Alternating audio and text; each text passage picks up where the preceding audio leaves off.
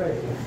तो फ्रेंड्स, आत्मनिर्भर बनने की क्षमता वास्तव में हर व्यक्ति में होती है, पर बहुत ही कम लोग ऐसे होते हैं जिन्हें अपने ऊपर विश्वास हो। दूसरों का सहारा ढूंढना तो उनकी आदत सी बन जाती है।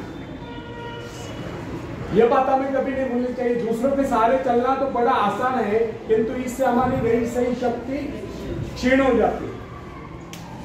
मस्तिष्क और योग्यता, इनका जितना उपयोग किया जाएगा ये उतने बढ़ेंगे, इनका उतना ही विकास होगा। एक विडंबना है कि अपने आप कुछ करने की बात तो जैसे ही लोगों के मन में आती है। कुछ लोग अपने आप एक ही काम करते रहते हैं और वह है अपने बदनसीबियों का रोना रोना या दूसरों के आशीर्वाद कर उनके गुणगान करना। ऐसे लोग जिन्हें सदा दूसरों के बल पर विश्वास होता है, वे केवल पिछलकों की संज्ञा पाकर निंदा के पात्र बने रहते हैं। ऐसे लोग अपनी आंतरिक शक्तियों का भी लाभ नहीं उठा पाते। फ्रेंड्स, ये न समझना आप यदि जन्मजात नेता नहीं है तो ऐसे ही लोग हैं।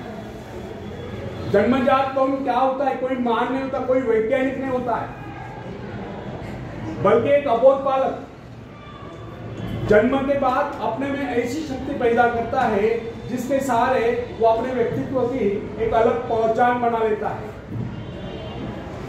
इतिहास में ऐसे बहुत से लोग हुए जिनमें नेतृत्व करने की योग्यता नहीं थी, फिर भी वे अपने प्रयत्नों से, अपने परिश्रम से, अपने योग्यताओं का विकास करके महान नेता बने।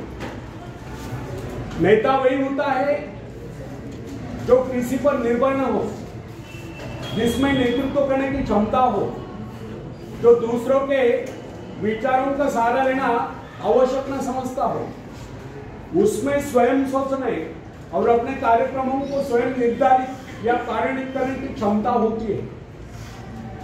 लोगों की संख्या बढ़ाकर भीड़ के बीच में चलना तो कोई बड़ी बात नहीं है। बड़ी बात तो यह है कि लोगों के दिलों में अपना स्थान बनाया जाए, चाहे लोगों की संख्या कितनी कम क्यों हो। ऐसे लोग वही होते जो आत्म विकास करके शक्तिशाली होते हैं। ऐसे ही लोग अपने भाग्य को बदल देते हैं, अपने साथ साथ दूसरों का भी भाग्य बदल देते हैं। आज के युग की विडंबना यह है, हर कोई किसी न किसी का सहारा ढूंढते नजर आता है। किसी को अपने धन का सहारा लेना पड़ता है तो किसी को अपने मित्र का, कुछ तो अपने वंश पर ही खुले नहीं समाते। ऐसे तो बहुत ही कम लोग होते हैं जिन्हें अपने ऊपर पूरा विश्वास है। दूसरों की शक्ति पर जीने वालों का एक मनोविज्ञान यह भी होता है कि ऐसे लोग सदैव किसी न किसी को दोषी ठहराकर अपना पक्ष बचाने के अवसर ढूंढा करते हैं।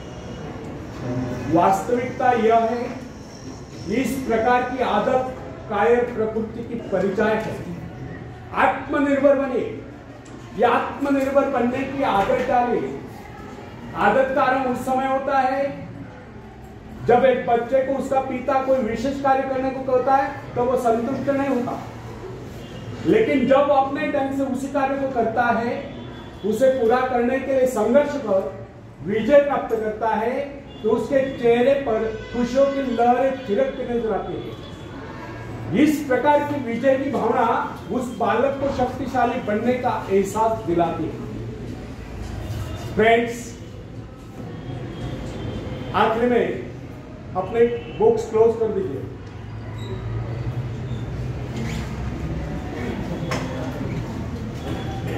मैं अपने पहले बताया, ये बात फिर दोहराने वाला नहीं कोई। तो फ्रेंड्स,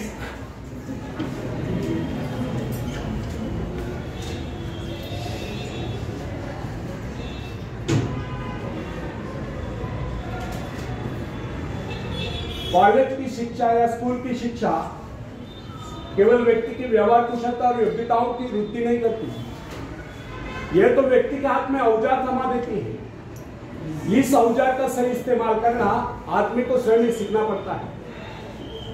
हेनरी वार्ड बीचर अपने समय का एक महान विचारक, अपने बारे में कथा सुनाया करता था। जब मैं बच्चा था तब मुझे किसी तरह से आत्मविश्वास की शिक्षा दी गई। मुझे ब्लैक बोर्ड के पास भेजा जाता था। मुझ में शंका और संदेह होने का रोग था। मेरे टीचर मुझे बार बार कहते इस पाठ को अवश्य पढ़ लेना। उनके स्वर में काफी क्रोध हुआ करता था। उनका यही कहना था कि हमें केवल प्रश्नों के उत्तर चाहिए।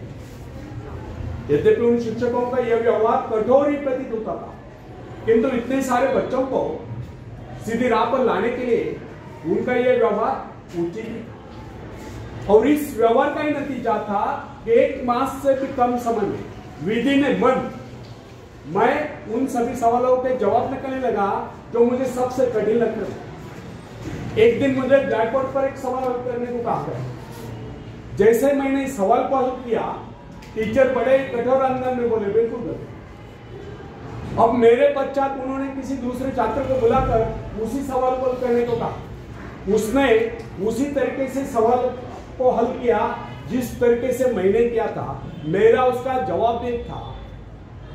फिर टीचर उसकी पीठ थपथपाकर बोले, शाबाश, तू तो इस सवाल को हल करने में सफल होगा। अब मुझसे रहा नहीं, मैंने तुरंत ही खड़े होकर पूछा, सर यदि इसका मेरा जवाब एक है, सुलझाने का तरीका है, फिर आपने मुझे डांट कर गलत क्यों कहा? तब टीचर बोले, यह बात तूने पहले क्यों नहीं कही जब मैंने तुझे गलत कहा? फ्रेंड्स, केवल पाठ को याद करने से कोई मतलब नहीं।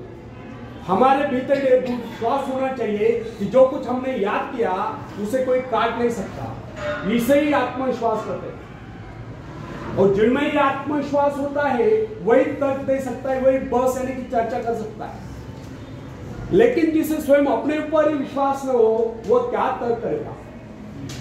उसके तो अच्छे कार्यों को भी अगर हमने गलत कहा तो उसे यही समझ लेना होगा, हो सकता है वो गलत ही।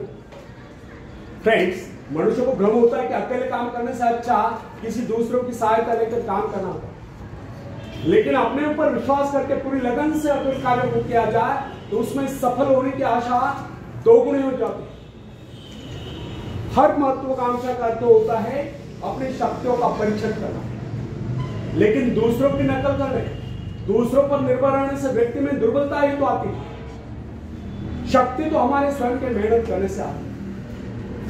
अखाड़े के पास बैठकर हम अपने शरीर को शक्तिशाली नहीं बना सकते, या दूरदर्शन पर एक्सरसाइज प्रोग्राम देखकर हम अपने शरीर को तंदुरुस्त नहीं बना सकते। इसके लिए हमें स्वयं ही व्यायाम करना होगा, स्वयं एक्सरसाइज करनी होगी। फ्रेंड्स, यदि आप जीवन में सफलता चाहते हैं तो इसके लिए आपको स्वयं ही प्रयास करना होगा, स्वयं ही उस रास्ते पर चलना होगा जो आपको उन्नति की ओर ले जाता है। और वह रास्ता है आत्मविश्वास का। अपनी शक्ति को पहचान कर आप सफलता प्राप्त कर सकते हो, या अपनी योग्यताओं को बढ़ाकर आप सफलता प्राप्त कर सकते हैं। मगर यदि आप ये सोचते हो गए कि संसार में कोई दूसरा व्यक्ति काम करे और सफलता हमें प्राप्त हो, तो ऐसे कैसे हो सकता है? जो लोग बच्चों को इस प्रकार जीवन क्षेत्र में उतरना चाहते हैं कि वे बिना किसी संघर्ष के, बिना कोई कष्ट उठाए आगे बढ़े, तो वे उनकी राह में कांटे बिछाते हैं। संतान को ऐसा बनाना कि वह किसी भी प्रकार के संघर्ष का सामना करने में अयोग्य हो, तो इसका सीधा अर्थ यह हुआ कि वे लोग अपने संतान का भविष्य शुरू से बिगाड़ रहे हैं। संतान को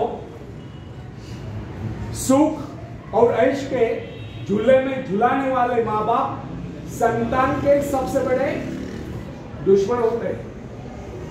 दूसरों की तो छोड़ो, वे उसे स्वयं को पहुंचाने की जमत या स्वयं को पहुंचाने के कष्ट भी उठाने नहीं देते। बच्चों को भी समझना चाहिए, स्वर्ग जाने के इच्छुक को स्वयं ही मरना पड़ता है। स्वर्ग वही जाएगा जो मरेगा, दूसरा कोई नहीं जा सकता। इसी प्रकार जीवन का सच्चा आनंद वही पाएगा जो अपनी आत्मा की शक्ति को पहुंचाएगा। फ्रेंड्स, यदि आप किसी कार्य में कामयाबी चाहते हैं, सफलता चाहते हैं, तो उसके पीछे अपनी पूरी शक्ति लगा देना। नवयुवकों का या नवयुवतियों का स्वभाव ही होता है सहना, सीखना, अनुसरण करना। लेकिन अगर उनके अभिभावकों द्वारा या माँ बाप के द्वारा बचपन से ही सारे इशारा देकर उन्हें जीवन संघर्ष के लिए हतोत्साहित किया गया हो, निराश किया गया हो, तो इसका परिणाम यह निकलता है कि वे अकेले चलना भूल जाते हैं। उनकी हालत बैसाख के ऊपर चलने वाली हो जाती है। फिर तमाम उम्र वे बिना किसी सहारे के चले नहीं पाते। इसलिए फ्रेंड्स, यदि जीवन में कुछ करना चाहते हो, कुछ बनना चाहते हो, तो अपनी सहायता स्वयं करें। किसी की सिफारिश या प्रभाव से आगे बढ़ने के प्रयत्न आपके भविष्य को नष्ट कर देंगे। स्वयं को इस युक्त बनाओ कि आपको किसी दूसरों से सहायता की आवश्यकता ही ना हो। अपने भीतर अथा साहस विश्वास जगाइए। आनंद तो उसी उन्नति में आता है जो स्वयं के द्वारा प्राप्त हो।